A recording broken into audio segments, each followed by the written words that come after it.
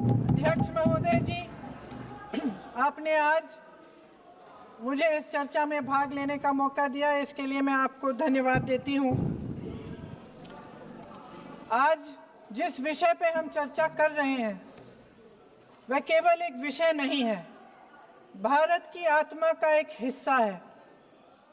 हमारा राष्ट्रगीत उस भावना का प्रतीक है जिसने सोए हुए, गुलामी में सोए हुए भारत के लोगों को जगाया, जिसने उन्हें हिम्मत दी कि ब्रिटिश साम्राज्य के सामने खड़े होकर वह सत्य और अहिंसा के नैतिक हथियारों के साथ सामना कर पाए। आज ये चर्चा एक भावना के ऊपर है।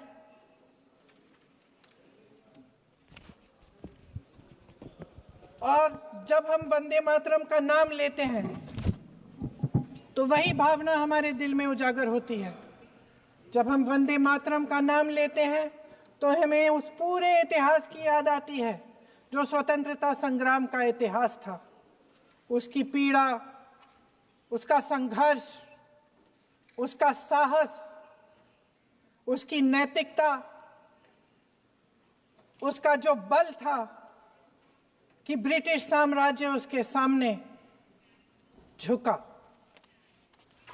अध्यक्ष महोदय, वंदे मातरम उस आधुनिक राष्ट्रवाद की अभिव्यक्ति है जिसने भारत के लोगों को एक राजनीतिक और नैतिक आकांक्षा से जोड़ा, जिसने भारत के लोगों को एक साझा नियति के उत्तराधिकारी, एक साझा भविष्य के निर्माता के रूप में देखा। लेकिन आज की ये बहस मुझे कुछ अजीब सी लग रही है। जैसे मैंने कहा, ये गीत देश की आत्मा का हिस्सा बन चुका है। 150 सालों से देशवासियों के दिलों में ये गीत बस चुका है। 75 सालों से हमारा देश आजाद है, तो फिर आज इस बहस की क्या आवश्यकता है?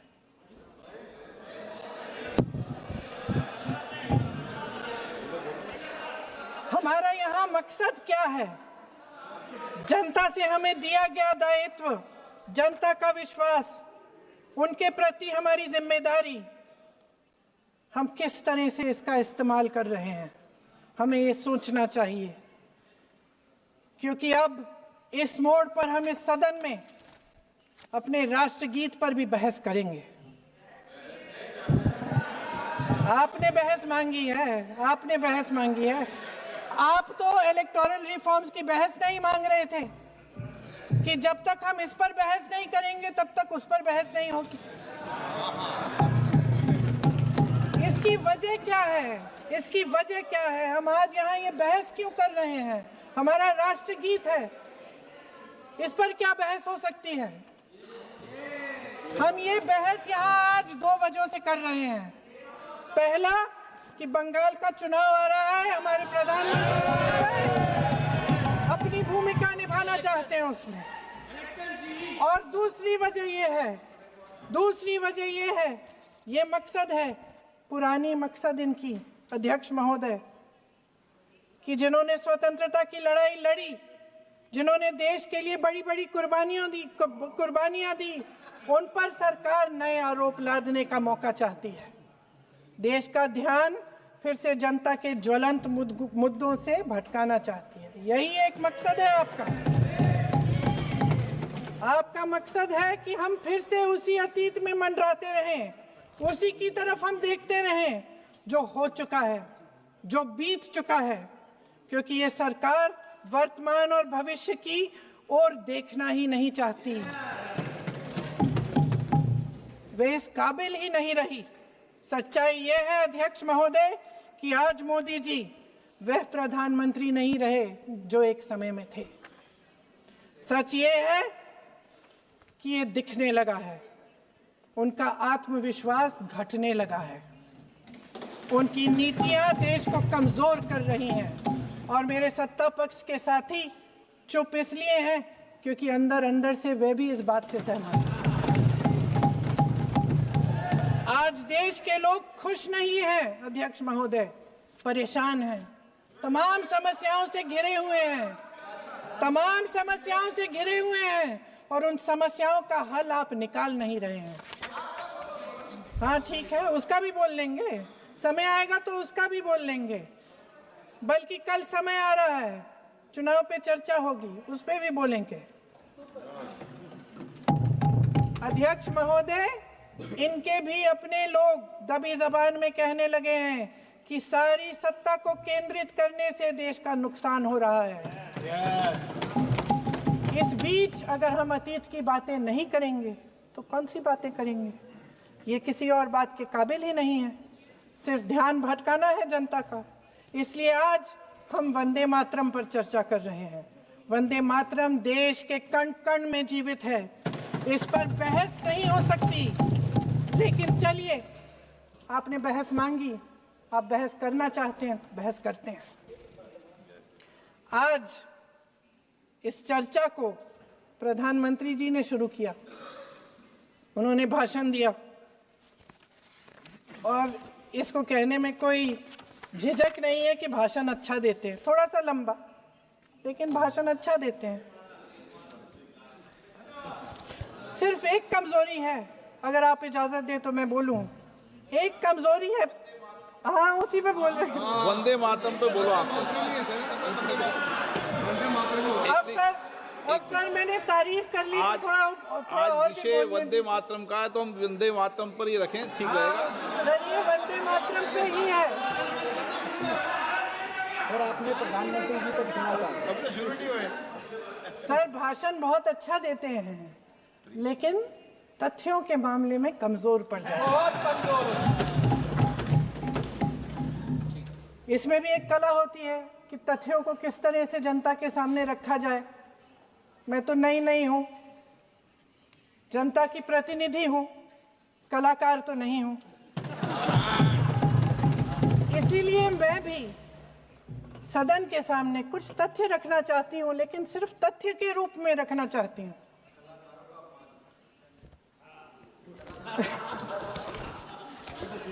मैं उदाहरण दूं, उदाहरण दे देती हूँ। सर मांग रहे हैं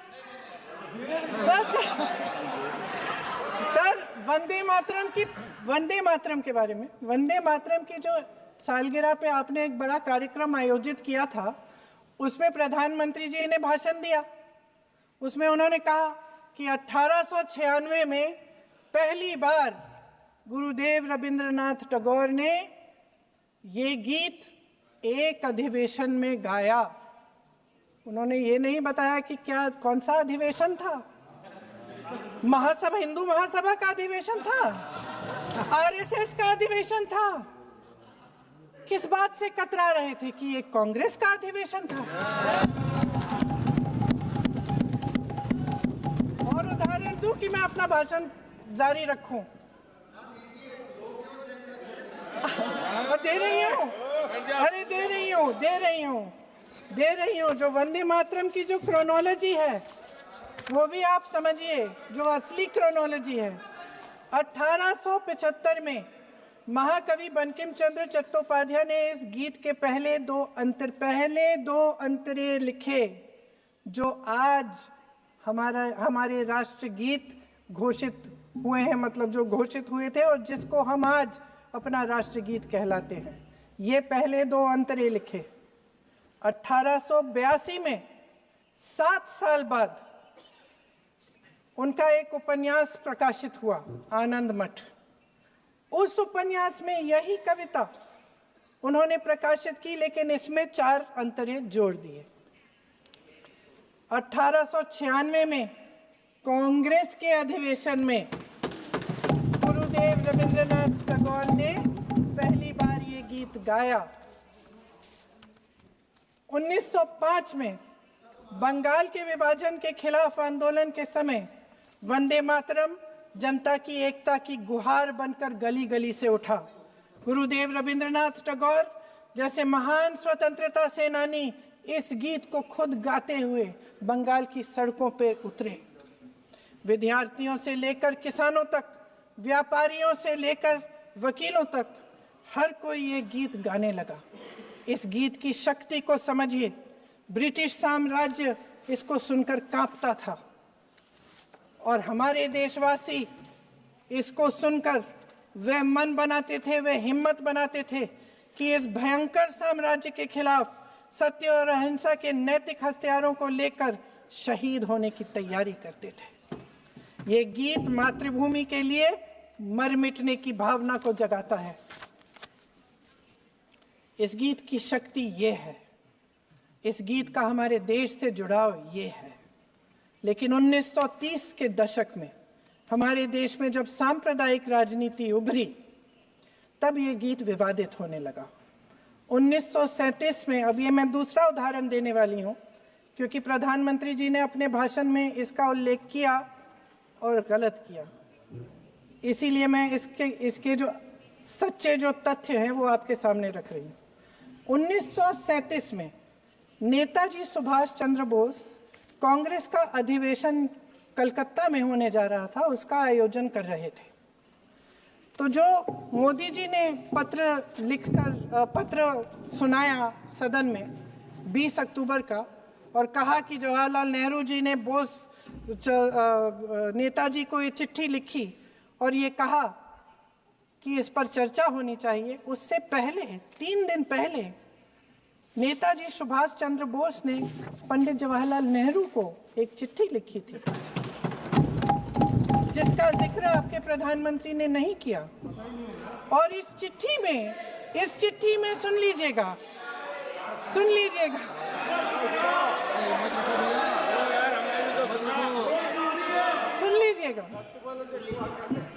आप नेताजी के लफ्ज नहीं सुनना चाहते?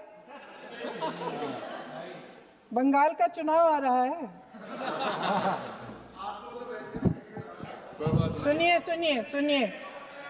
सुनिए। हाँ, कोई बात नहीं, हम तो देश के लिए हैं, हम देश के लिए हैं। आप चुनाव के लिए हैं, हम देश के लिए हैं।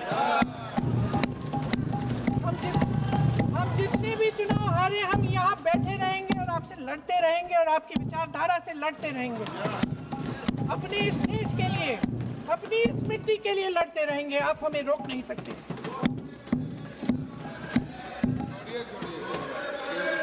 सुन लीजिए सुभाष चंद्र बोस जी ने क्या कहा, सुन लीजिए।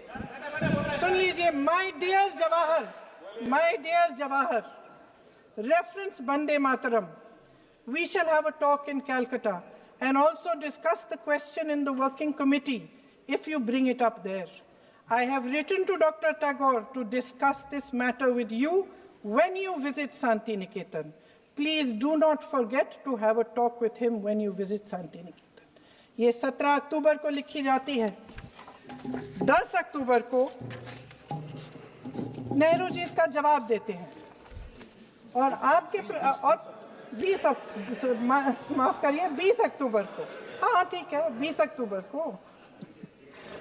अक्टूबर को नेहरू जी इसका जवाब देते हैं। इस जवाब की एक पंक्ति प्रधानमंत्री जी ने सुनाई, बाकी पंक्तियां क्यों नहीं सुनाई? क्योंकि उनमें नेहरू जी क्या कह रहे हैं? There is no doubt that the present outcry against Vande Mataram is to a large extent a manufactured one by the communalists. Whatever we do, we cannot pander to communalists' feelings, but to meet real grievances where they exist. I have decided now to reach Calcutta on the 25th morning. This will give me time to see Dr. Tagore as well as other friends. समझ रहे हैं आप? प्रधान चुप है तो समझ ही गए होंगे। फिर क्या होता है? फिर नेहरू जी कलकत्ता जाते हैं और गुरुदेव जी से मिलते हैं और उसके अगले दिन गुरुदेव जी एक चिट्ठी लिखते हैं जिसमें वो लिखते हैं, अंग्रेजी में चिट्ठी है, उसका एक अंश मैं आपको हिंदी में बता देती हूँ, जिसमें गुरुदेव जी कहते हैं कि जो 2 अंतरे हमेशा गाए जाते थे उनका महत्व इतना गहरा था कि उस हिस्से को कविता के शेष हिस्से तथा पुस्तक के उन अंशों से अलग करने में उन्हें कोई कठिनाई नहीं थी। उन्होंने ये कहा कि स्वतंत्रता संग्राम में हमेशा से वही दो अंतरे ही गाए जाते थे और उनको गाते हुए कुर्बानी देने वाले सैकड़ों शहीदों के सम्मान के लिए उन्हें ऐसे ही गाना उचित रहेगा।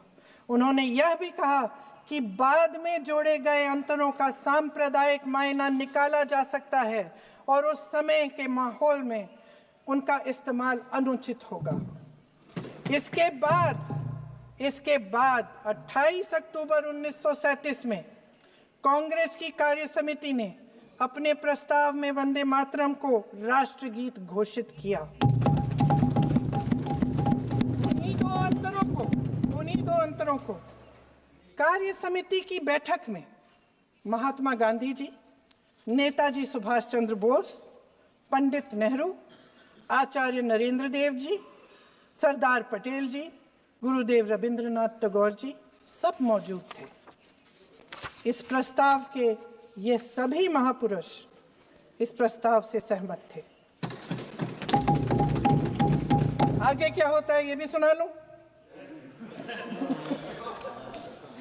भारत की आजादी के बाद जब इसी गीत के इन्हीं दो अंतरों को 1950 में डॉक्टर राजेंद्र प्रसाद जी ने संविधान समिति में भारत का राष्ट्रगीत घोषित किया, तब लगभग यही महापुरुष मौजूद थे। इनके साथ साथ B.R. अम्बेडकर जी भी सभा में थे और इनके साथ साथ मेरे सत्ता पक्ष के साथियों के नेता श्री श्यामा प्रसाद मुखर्जी भी मौजूद थे। वही दो अंतरे राष्ट्रगीत घोषित किए। किसी ने कोई आपत्ति जारी नहीं की, कोई आपत्ति नहीं जताई। वैसे इन तथ्यों के साथ जुड़ा एक और तथ्य भी है जो मैं यहाँ पे आपके सामने रखना चाहती हूँ। आज हम अपने राष्ट्रगीत पर बहस कर रहे हैं, लेकिन हमारा राष्ट्रगान भी एक कविता का एक अंश ही है, एक लंबी कविता का एक अंश है। और इन दोनों राष्ट्रगीत और राष्ट्रगान के अंश को चुनने में सबसे बड़ी भूमिका गुरुदेव रविंद्रनाथ टैगोर की थी।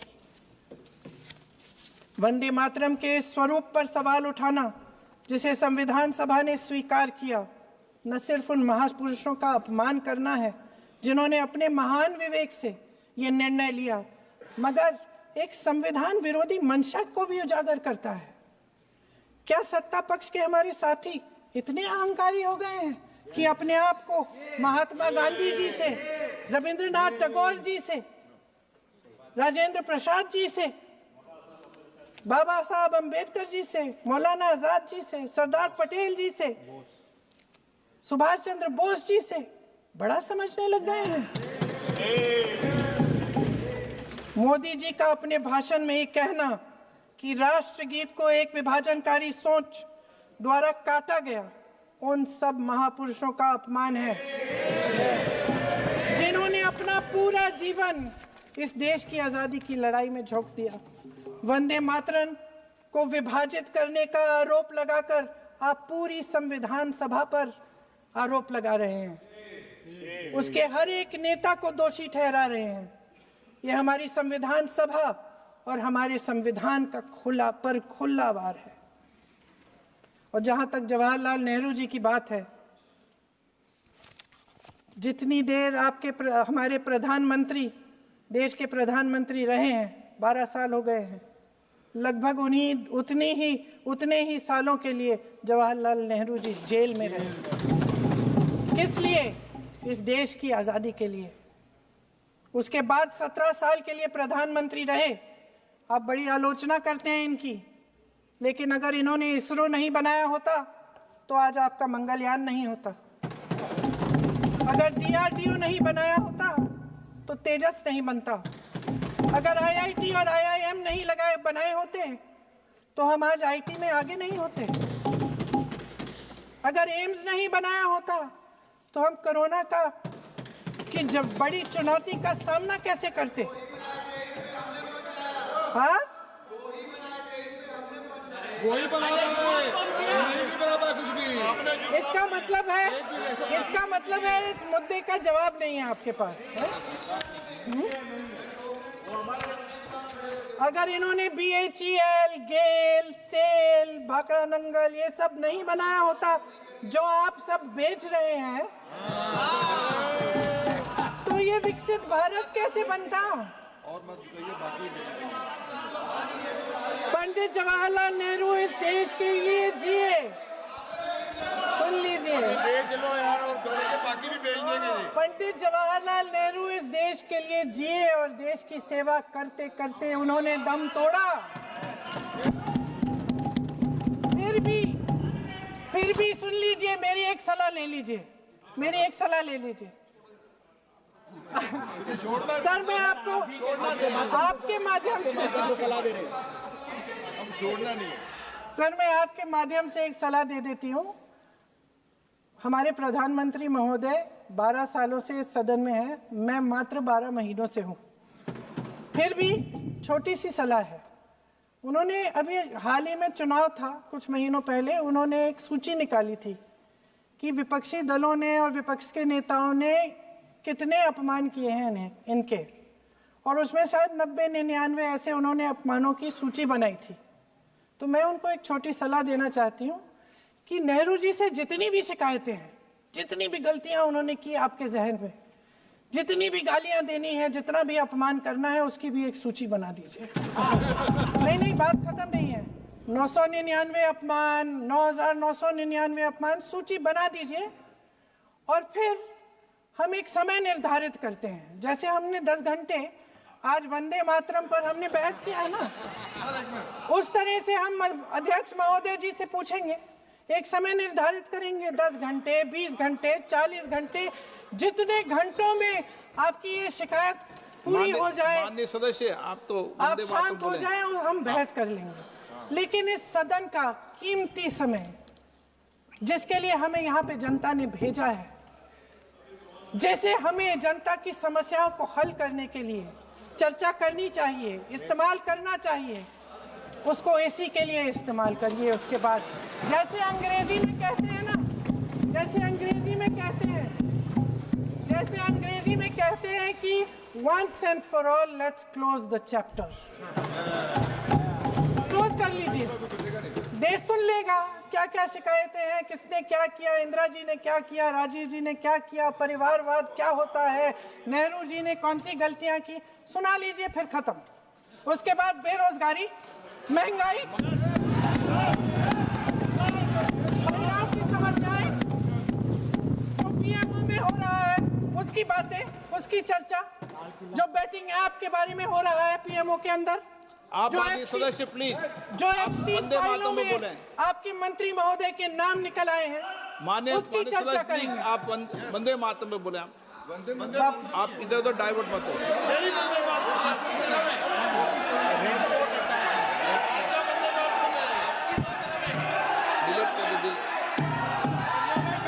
क्या हो गया? आप 1 मिनट, हाँ कर दो।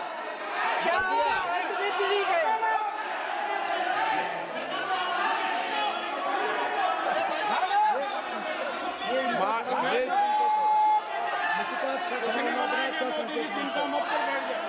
बहुत बढ़िया। माननीय सदस्य 1 मिनट, माननीय सदस्य आगे बढ़ो आप महोदय, आगे वंदे बढ़ो। मातरम पर सार्थक चर्चा करें।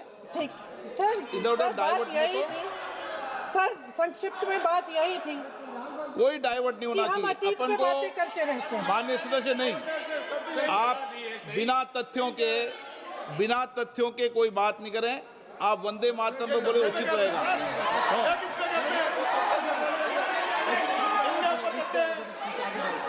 मैंने प्लीज। अध्यक्ष महोदय, मैं आपकी बात मानती हूँ, लेकिन बिना तथ्य के बहुत सालों के लिए ये हम पर आरोप डाल रहे हैं। हम चुपचाप सुनते हैं, इनको भी थोड़ी सी संतुलन होनी चाहिए, सुनने की थोड़ी सी हिम्मत होनी चाहिए। ये राजनीति है, हम बोलेंगे, आप वंदे मातरम बोलें। वंदे मातरम सर। महोदय, आज की ये बहस सिर्फ ध्यान भटकाने के लिए की जा रही है, क्योंकि ये सरकार इस देश के वर्तमान की असलियत छिपाना चाहती है। आज देश का युवा कितना परेशान है, कितनी मुश्किल में है, पेपर लीक होते रहते हैं, बेरोजगारी है, महंगाई इतनी बढ़ चुकी है, इसकी चर्चा हम सदन में क्यों नहीं कर रहे हैं? आरक्षण के साथ जो हो रहा खिलवाड़ है उसकी चर्चा हम यहाँ क्यों नहीं कर रहे हैं? महिलाओं की बात होगी, बड़े बड़े ऐलान होंगे, मगर उनकी परिस्थितियों को सुधारने के लिए कोई ठोस कदम यहाँ क्यों नहीं उठाया जा रहा है? इन्हीं दरवाजों के बाहर खड़े होकर पत्रकार तरह तरह, आपने कहा कि आरोप मत लगाइए बगैर तथ्य के, तो मैं बोलूं कि नहीं बोलूं? नहीं, बिल्कुल नहीं। नो, आप उधर की बात मत बोलो। आप जल्दी से बोल लेती हूं, सदन में जो कुछ भी बोले हैं वो तथ्यों से बोले। आपको हर चीज ऑथेंटिक करनी पड़ेगी, इसलिए आप तथ्यों से बोले। अच्छा सर, बड़े बड़े शहरों में प्रदूषण है, लेकिन हम इस सदन में बैठकर सिर्फ छोटी छोटी बातें करेंगे। जी, जो अतीत की बातें हैं ना, जो बार बार आप चाहते हैं कि हम पीछे देखें, लेकिन हम आगे भविष्य की बात, वर्तमान की बात, जो असली समस्याएं हैं उनकी बात न करें, ये छोटी बात होती है। आप में हिम्मत है तो भविष्य की बात करिए, हिम्मत है तो बात करिए कि बेरोजगारी क्यों है, कि पेपर लीक क्यों होते हैं। आप चेयर को एड्रेस करें। आपको अच्छा, खत्म कर लेती हूँ, चेयर के एड्रेस करो आप। अध्यक्ष महोदय जी, सच्चाई ये है कि इनका शासन दमन का शासन है। इनकी राजनीति दिखावे की राजनीति है, इवेंट मैनेजमेंट की राजनीति है, चुनाव से चुनाव तक राजनीति है, तरह तरह के ध्यान भटकाने वाले मुद्दों की राजनीति है। वंदे मातरम इस देश की उन्हीं उम्मीदों की गुहार है जिन्हें आपका शासन हर रोज ठुकरा रहा है। आज भी सरहद